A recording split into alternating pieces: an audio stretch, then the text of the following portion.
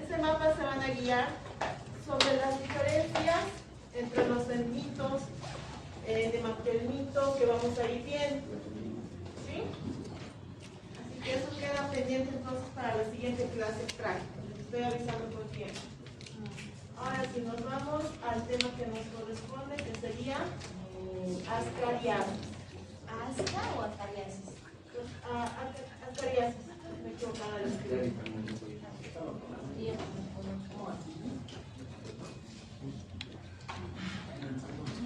Doc, ¿podemos apagar la luz? Ascariasis, ¿sí? Muy bien. Doc, ¿podemos apagar la luz? Sí, voy a apagar. Vean estos parásitos. Va a grabar mejor.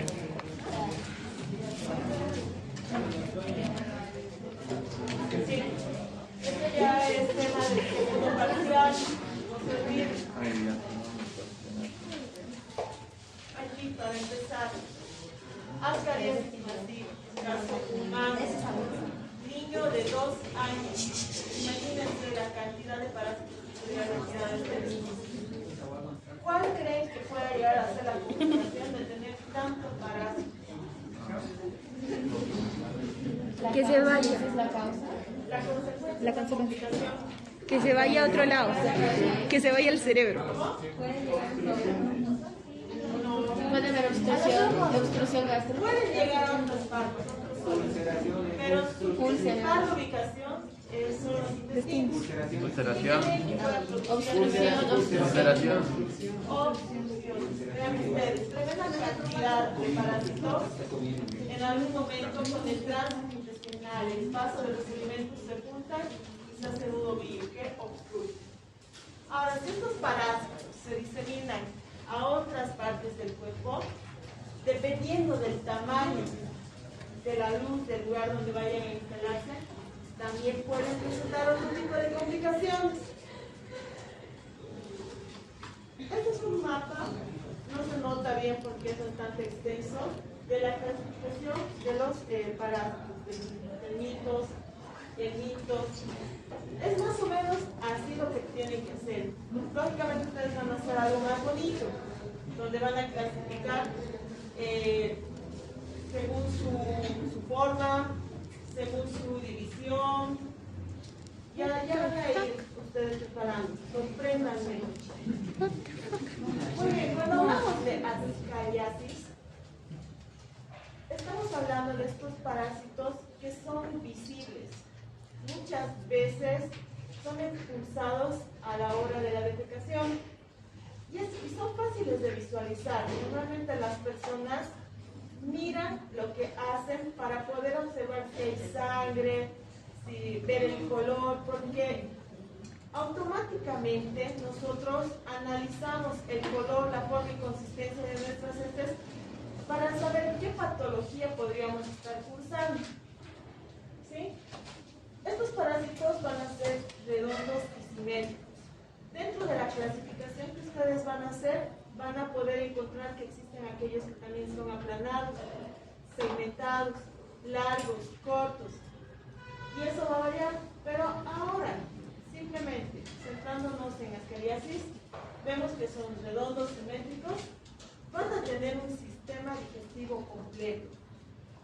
Son macrocelulares, tienen todo un organismo desarrollado. No son como los unicelulares que necesitan vivir obligatoriamente dentro de otro cuerpo. Estos también son, de cierto modo, parásitos obligatorios. ¿Sí?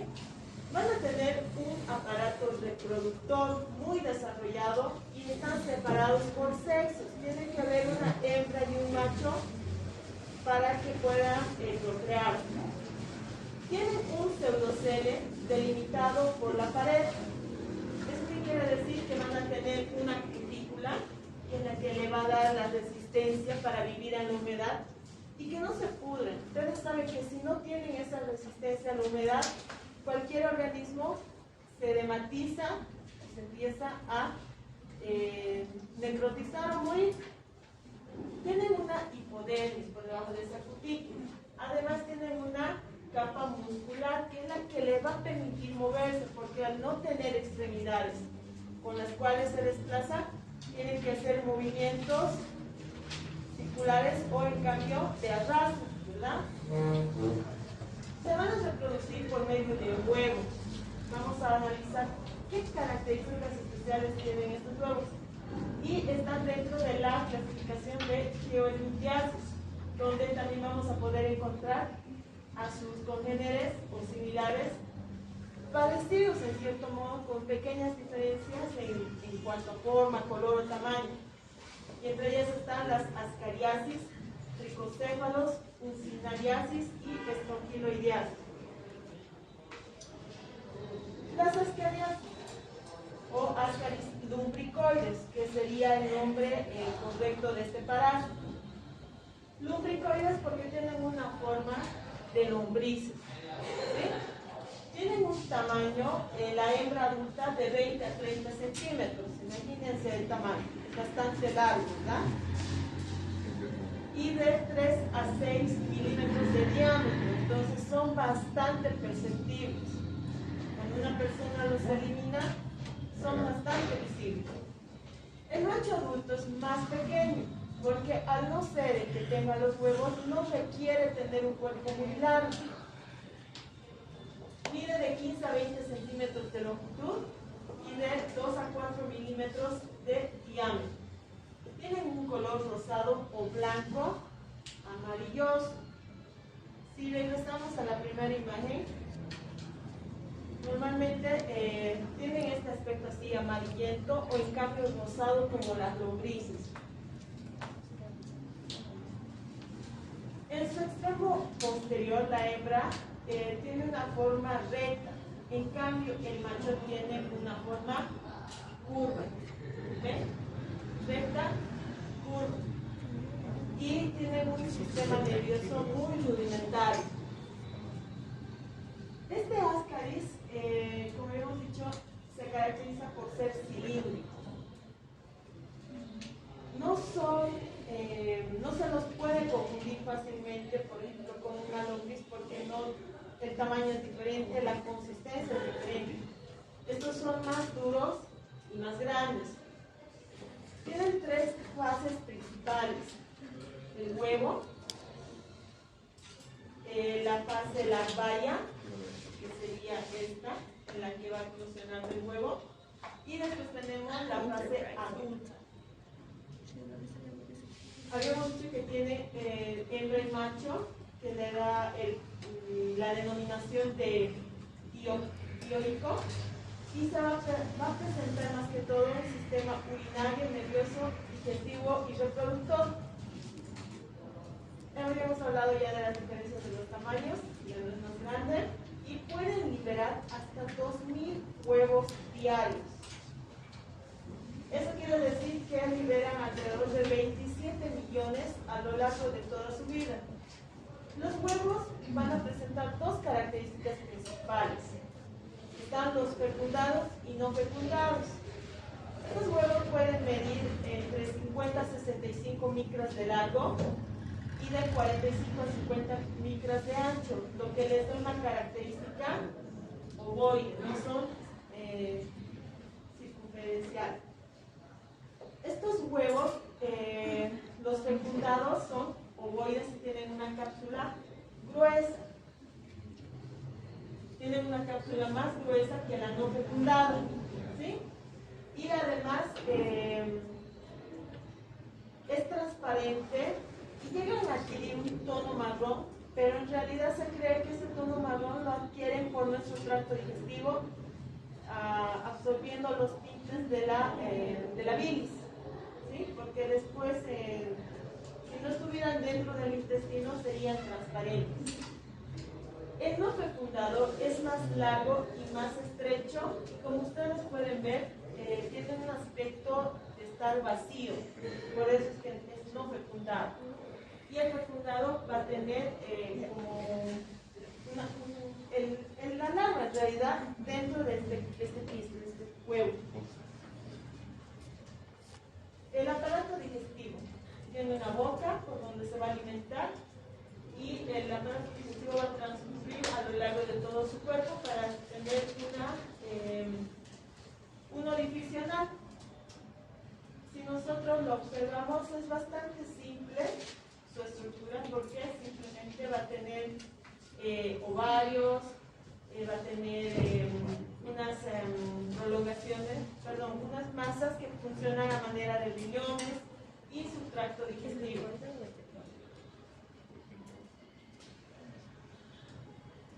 ¿Esta qué sería? ¿Hembra o macho? Macho. Macho. Sería El macho. macho. Habíamos dicho que el macho tiene una punta como enroscada, inicial, y en cambio la hembra Esa era es la más recta, ¿verdad? Ahora, en cuanto a la epidemiología, es un parásito que se encuentra en todas partes del mundo. Va a consistir la meningiasis más prevalente, más común en realidad. Se considera que alrededor de 1.000 millones de personas están infectadas. Muchas de ellas ni siquiera saben que lo tienen hasta el momento en que eliminan uno de los parásitos, o en cambio tienen una complicación a causa de la ubicación del parásito. Se puede presentar en cualquier edad.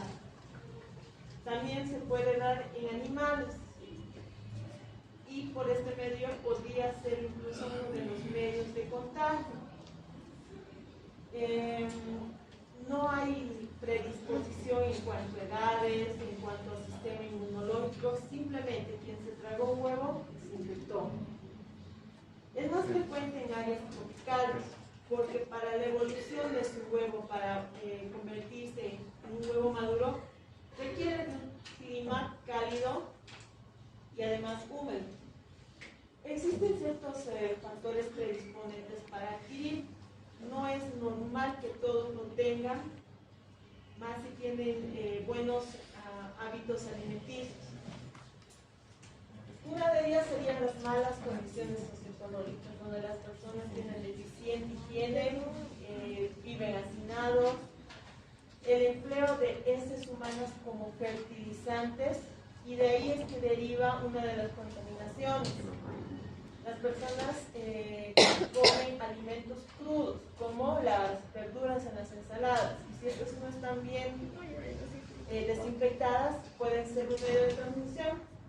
También en la geofagia. Existen ciertos trastornos en el que las personas comen tierra. Y la transmisión no es directamente fecal-oral, sino se va a dar por la ingesta de estos vegetales y frutos contaminados. Aquí podemos ver un huevo fértil, porque tiene la cáscara más gruesa, y el infértil va a estar vacío. Aquí esto no es un parásito, ¿sí? Simplemente es algo que se le ha pegado. Puede ser algo de alguna material. Para que se vea la contaminación, los huevos de este parásito tienen que llegar a aquellos alimentos que vamos a consumir. Los huevos no van a estar fertilizados al principio cuando son eliminados. Mejor dicho, no están completamente desarrollados para convertirse en infectantes, ¿sí? En la eliminación vamos a tener el fertilizado y el infertilizado.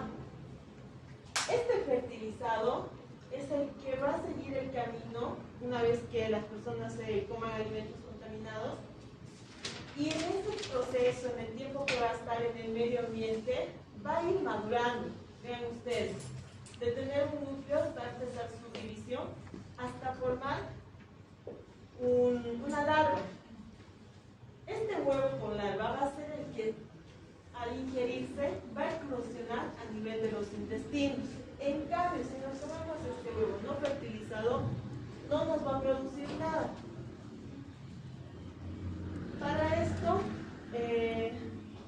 los adultos, en realidad el huevo que tiene la larva, tiene que llegar sí o sí a los intestinos. La principal ubicación serían los intestinos delgados donde eclosionan, y es de ahí de donde pueden ir a migrar a otras partes, como la vesícula, por ejemplo. Se van a eliminar eliminar en las heces los huevos que han sido fertilizados y no fertilizados al mismo tiempo. Y esta larva va a ser la que en realidad va a crecer dentro del intestino, va a buscar otro parásito para su complemento para poder reproducirse, y de esta manera se van a alojar en el intestino delgado. Ahora, en ciertos casos excepcionales, este parásito puede llegar a migrar al tracto respiratorio por medio de la faringe. Si he eclosionado en las vías altas, digamos que he eclosionado en el esófago por algún motivo, o he eclosionado a nivel del duodeno, puede llegar a subir y llegar a estos lugares. Son raros, pero se dan.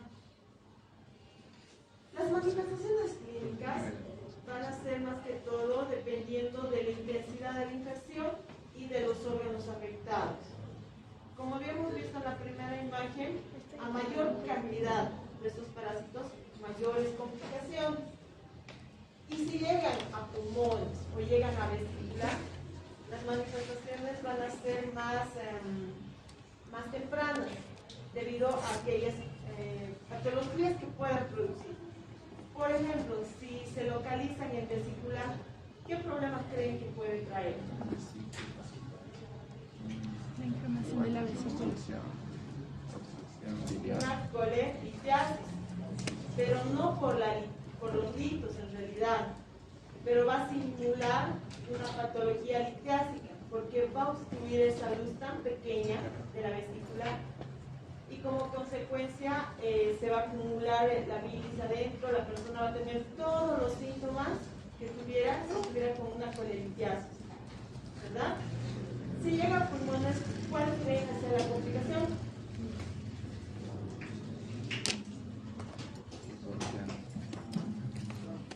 La persona va a aparentar tener una patología pulmonar, va a empezar con tos, va a sentir molestias, además ese parásito no se va a quedar quieto y puede llegar a obstruir luces pequeñas que pueden simular incluso un infarto pulmonar. A nivel respiratorio, puede producir ciertas alergias, porque la sintomatología en realidad inicial dentro del pulmón no se va a presentar en un principio a menos que vaya a obstruir. Cuando existe, va a simular una afección respiratoria. Vean ustedes, la persona va a presentar tos, dificultad para respirar. Entonces, las larvas pueden pasar fácilmente por el pulmón y van a producir una ruptura capilar de la pared alveolar. Por lo tanto, van a producir hemorragia e inflamación en esa zona, que se va a acompañar de hipereosinofilia por la reacción de la membrana de este parásito. Cuando hay hipersensibilidad, la persona va a presentar el síndrome de Lord, ¿sí? Que va a consistir en un cuadro respiratorio en el que la persona va a presentar fiebre, una fiebre prolongada por varios días. Además, va a presentar tos espasmódica y abundante expectoración. Recuerden ustedes que la membrana produce una irritación inflamatoria. Entonces se va a producir migración de leucocitos, neutrófilos, macrófagos, porque van a intentar eliminar ese agente que está irritando. Por eso es que hay expectoración. Cuando se rompen los alvéolos, hemos dicho que puede haber hemorragia. Por lo tanto, esta expectoración puede ser hemoptoica. Va a haber estertores bronquiales. Si ocultamos esos pulmones, vamos a escuchar ruidos. Y los signos tienen que ver con la consolidación pulmonar, que van a aparentar una neumonía atípica. Por lo tanto, existen lesiones alveolares múltiples en el lugar y un exudado inflamatorio y hemorrágico. A nivel intestinal, va a haber una irritación mecánica por el contacto. Además del contacto, si se acumula gran cantidad de estos parásitos, va a haber una presión a nivel de los intestinos, lo que va a ser difícil de localizar, va a ser difuso y como síntoma frecuente las personas llegan a presentar diarrea. Recuerden que se está irritando esa pared del intestino, entonces una forma de eliminar aquello que irrita a nivel de intestinos es la diarrea. Va a haber meteorismo, náuseas y vómito. En casos graves, el abdomen se va a bombar.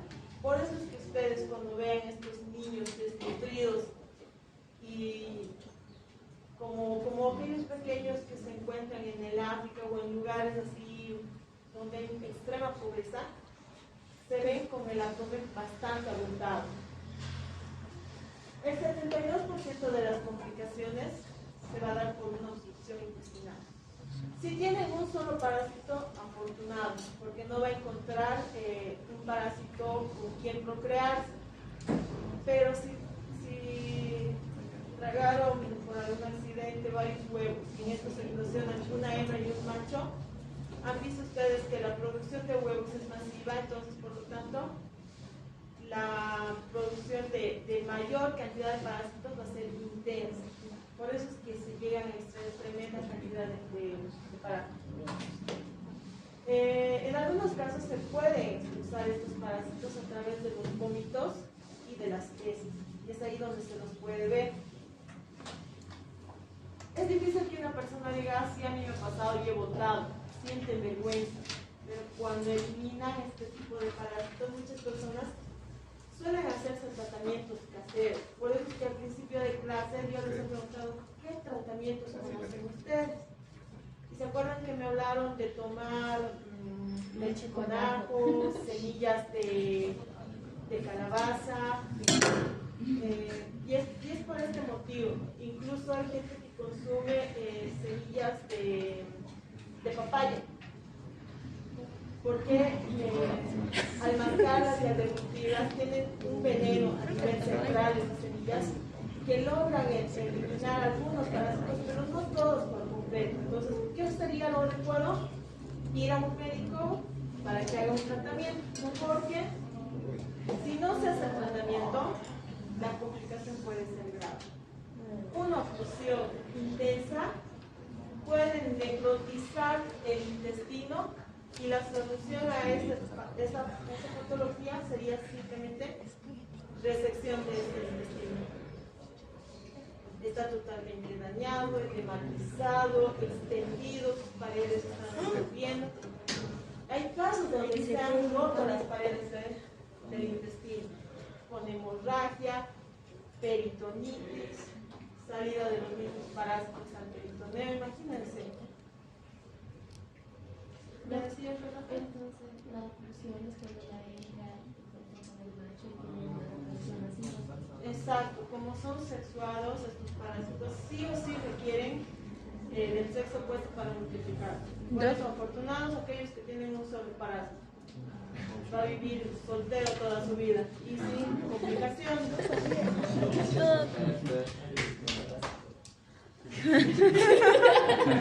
No oculten sus parásitos, por favor. Ahora, de las migraciones, habíamos dicho que pueden migrar a las vías biliares, donde lógicamente la migración no se va a dar por el parásito cuando ya mide los 20 o 30 centímetros. La migración la realizan cuando están pequeños, cuando ni bien han eclosionado de los huevos. Entonces son tan pequeños que pueden introducirse a cualquier orificio. Y es ahí donde empiezan su desarrollo. ¿Sí? A nivel de vía biliar, el síndrome de obstrucción biliar. Yo he visto casos en el hospital donde estábamos realizando un RCP, que es una endoscopía seguida de una tomografía para poder seguir el camino del conducto de, ¿cómo se llama? El conducto de Barter. En el hígado. Sí. Entonces, metemos una canastilla que dilata este conducto y si se puede, se agarra la piedra y se extrae. A veces solamente extrayendo esa piedra se logra eliminar el resto de cálculos que a veces son pequeños. Si no funciona este método, recién se recurre a la cirugía que sería extirpar toda la vesícula. Y cuando estábamos siguiendo el camino, hemos visto que a punto de entrar a la ampolla salía un gusanito, así, como diciendo aquí estoy. Entonces, puede dar la misma sintomatología que una colecistitis o una colelitiasis. Va a haber un dolor agudo en la zona hepática, de duración prolongada. La persona incluso puede llegar a presentar ictericia por la obstrucción. Es resistente a los analgésicos comunes. ¿Sí? Va a haber fiebre, leucocitosis, neutrofilia. Recuerden ustedes que este parásito produce cierta irritación a nivel de los tejidos porque produce como una reacción alérgica debido a su movimiento. También va a haber vómito y defensa muscular a nivel de la región afectada. La sintomatología normalmente se va a deber por la obstrucción del colédoco, vómitos hepáticos, vesícula o hígado. Ahora, los factores predisponentes es que pueden existir anormalidades en estas vías biliares, una alteración patológica, como en los pacientes que tienen litiasis o aquellos que han tenido ciertas cirugías previas a nivel de estas vías, donde los conductos a veces quedan más dilatados debido a esas cirugías. En el hígado van a producir abscesos bióticos. Recuerden que cuando se produce material purulento es porque hay una infección, irritación y hay gran migración de elementos blancos, ¿verdad? Que van ahí a la defensa. Además, la sintomatología es indistinguible porque no va a ser fácil visualizar. Lógicamente, si hacemos una ecografía, podemos llegar a ver ciertos litos, ciertas piedras, pero recuerden ustedes que existen otras diferentes variedades de piedras a nivel de hígado que de acuerdo a su composición no siempre se llegan a ver en una ecografía.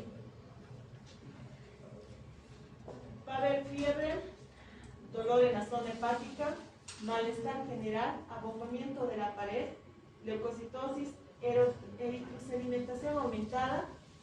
Y si los parásitos son hembras, es frecuente ver aquellos huevos depositados que se van a acumular a nivel del parénquima hepático y van a ocasionar los granulomas del cuerpo extraño. En otros órganos van a dar lugar a cuadros clínicos dependiendo del órgano donde se instalen. La migración por vía digestiva puede causar vómito, así que su eliminación en el momento del vómito, porque este va a ser un vómito brusco, puede ser a nivel de boca o de nariz. Nutricionales y del alimento escolar van a incluir a mayor cantidad de parásitos. Las personas y en especial los niños afectados van a tener desnutriciones porque estos parásitos van a dificultar la absorción de los alimentos, así que van a producir anorexia. También se ha visto que inhiben la absorción de los carbohidratos, grasas y proteínas. Así que estos parásitos se alimentan de estos componentes. Además, la irritación que produce va a provocar una diarrea intensa y lógicamente todo el alimento ingerido va a ser eliminado a través de la diarrea o del vómito. También se ha observado daños muy severos o graves en aquellos preescolares o escolares desnutridos. Y es un ciclo. Si un niño tiene gran cantidad de estos parásitos, va a estar más desnutrido aún. Y por lo tanto, al estar más desnutrido, existe cierta predisposición para que estos parásitos incluso se multipliquen más. Se ha comprobado que al desparasitarlos cada 4 a 6 meses de manera continua a esos niños, van a aumentar de peso, va a mejorar su crecimiento y van a elevar los niveles de albúmina, vitamina A y C.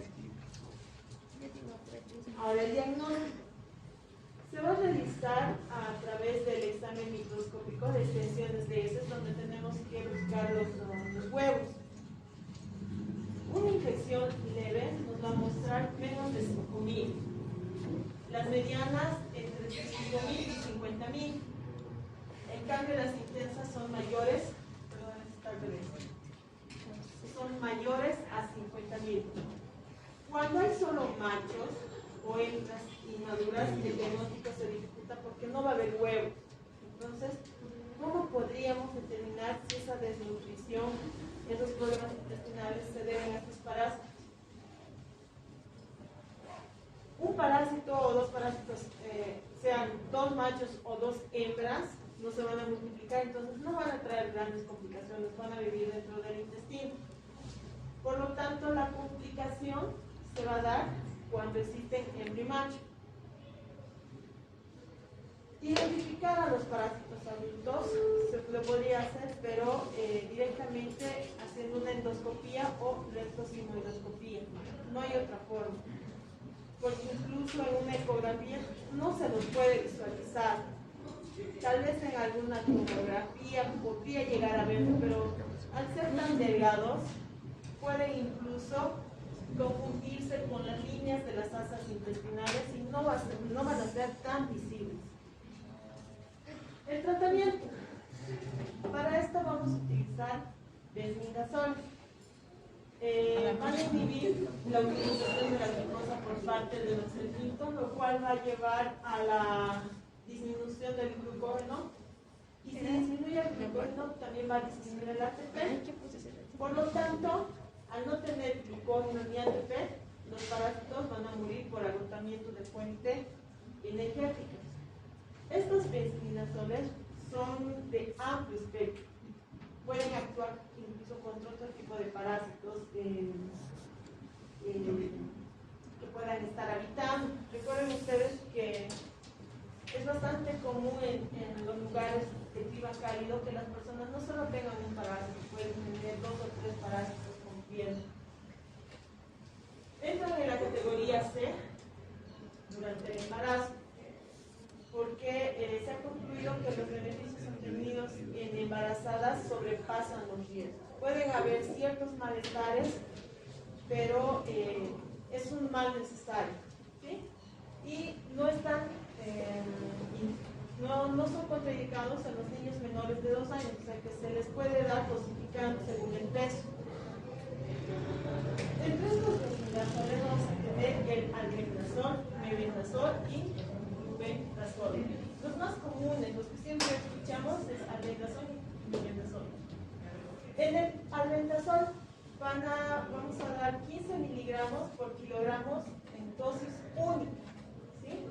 En menores de 2 años damos 200 miligramos y en mayores de 2 años damos 400 miligramos, ¿sí? El mebendazol es 100 miligramos 2 veces al día por 3 días y en mayores de 8 años es 500 miligramos. El flubendazol 300 miligramos al día por 2 días o 500 miligramos en dosis únicas. Es bastante sencillo. Otro medicamento que se puede utilizar para estas especies sería el famuato de pirantel. Este se va a dar en una dosis de 10 a 15 miligramos por kilogramo, dosis única. Como máximo se puede dar hasta 1 gramo. No va a necesitar complicación. ¿Cómo actúa el famuato de pirantel? Es un bloqueante neuromuscular, es polarizante, entonces va a producir una parálisis espástica en el parásito que va a impedir que migren en el tratamiento y sean fácilmente arrastrados con el bolo alimenticio o las heces fecales, de acuerdo al nivel donde estén. No debe utilizarse con piperacinas simultáneamente porque producen reacciones, ¿sí? Entre los efectos adversos podemos encontrar mareos, náuseas, vómitos, dolor abdominal y diarrea de intensidad leve, pero que son tolerables. Si la persona dice que está con estos síntomas, lo mejor sería decirle que aguante, porque vean ustedes, es una sola dosis, entonces no es un tratamiento prolongado con lo cual va a sufrir. Otro medicamento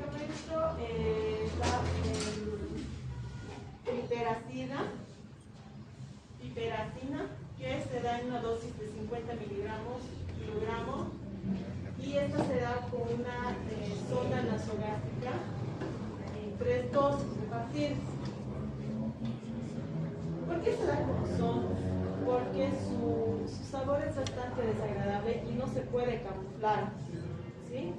Incluso si diéramos de cubierta en cápsula, al reventar a nivel del estómago puede producir ciertas reacciones como agriduras y el sabor amargo que tiene. Entonces es mejor introducir mediante la sonda pasando el estómago y liberar, entonces una forma de que haya un reflujo. Funciona como agonista del receptor GABA, que va a hiperpolarizar y va a producir una parálisis plácida. Es de elección cuando se sospecha migración de parásitos o presencia de nudos, cuando estos parásitos se han acumulado de tal manera que pueden producir obstrucción intestinal. Entran en la categoría B durante el embarazo. Por lo tanto, están contraindicados incluso en la lactancia. No están en el embarazo. Efectos adversos. Aquellas personas que tienen insuficiencia renal van a sentir ciertos efectos. Pueden producir síntomas digestivos, síntomas neurológicos como la ataxia, dificultad para hablar, debilidad muscular y contracciones mioclónicas. Eso es mioclónico, y puede desencadenar convulsiones de tipo epiléptico en aquellas personas que tienen epilepsia. Por eso es importante preguntar si toman fármacos para la epilepsia. Entre el control y la prevención. La quimioterapia que serían las parasitaciones. Administración del tratamiento universal a todos los individuos que habitan en áreas endémicas. Tratamiento dirigido a grupos humanos después de dirección como niños de escuela primaria. Más si se encuentran en el campo, si sabemos que tienen deficiencias en higiene. Y tratamiento individual basado en la intensidad de la infección actual o pasada. ¿Una persona puede hacerse un tratamiento profiláctico? Por supuesto que sí. Han visto que hay pastillas que solamente se toman una vez y suficiente con eso. Saneamiento ambiental. Debemos tratar las aguas del océano de manera que estas no se contaminen. Abandonar el empleo de las heces humanas como fertilizantes. Es por eso que las heces humanas y las heces de los perros, por ejemplo, no se utilizan como fertilizantes, no se deberían utilizar, porque incluso los perros pueden sufrir estas enfermedades. ¿Sí? Y educar a la gente. Cuando ustedes vayan al campo, van a hacer charlas a las comunidades. Entonces, dependiendo dónde vayan a votar, ustedes tienen que analizar si son predisponentes a sufrir ciertas patologías o infestaciones de ciertos parásitos. Por ejemplo, como las vinchucas. Entonces, si es una zona donde se ven vinchucas, que he visto, ustedes tendrán que hacer las charlas para prevenir, controlar. Si es una zona donde puede existir prevalencia de ascariasis, de la misma manera se hace la prevención a nivel general. Y las medidas principales son adecuada eliminación de estrellas. ¿Sí? A estas personas se les enseña que deben hacer pozos sépticos para esta eliminación.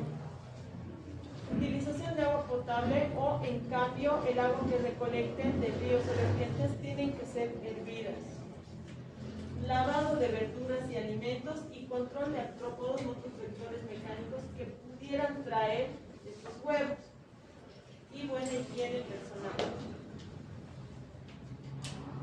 En este cuadrito, se los voy a compartir, ¿sí? En este cuadrito vamos, más que todo, podemos evidenciar su clasificación a los ascaris-gluticoides. Aquí tenemos a las virtudes, que todavía no estamos avanzando, ¿sí?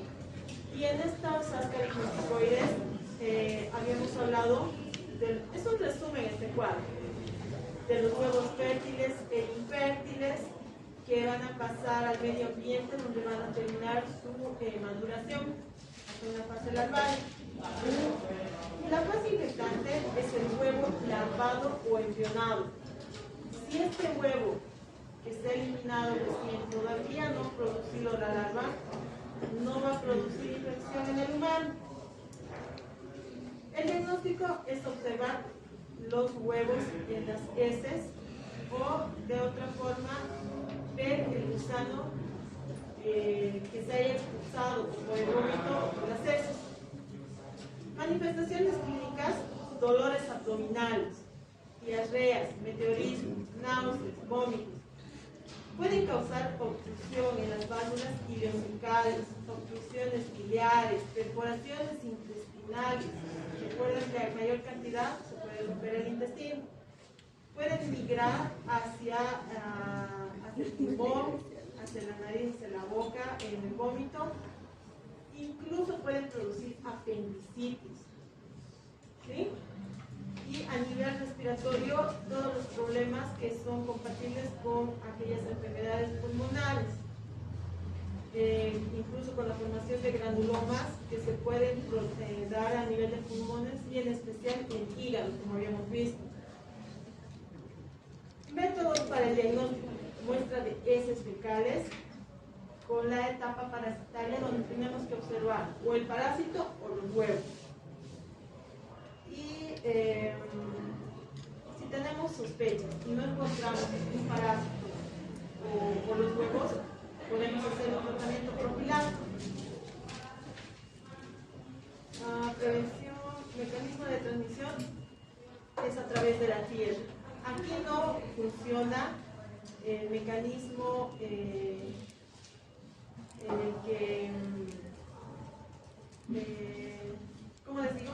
Tiene que haber una infestación de tierra en la que haya una contaminación fecal oral directamente, ¿sí? No hay el mecanismo de ano, mano, boca que hemos visto en otros parásitos. ¿Y qué más? Hospederos definitivos, los seres humanos, y hospederos intermediarios, algunos animales, pero prácticamente no tienen más que todo una transmisión humana. ¿Alguna pregunta? Sí, entonces en la infección no se va a infeccionar con heces, solamente si consumes un huevo secundario. Exacto. Y habíamos dicho que este huevo tiene que madurar después de revisar su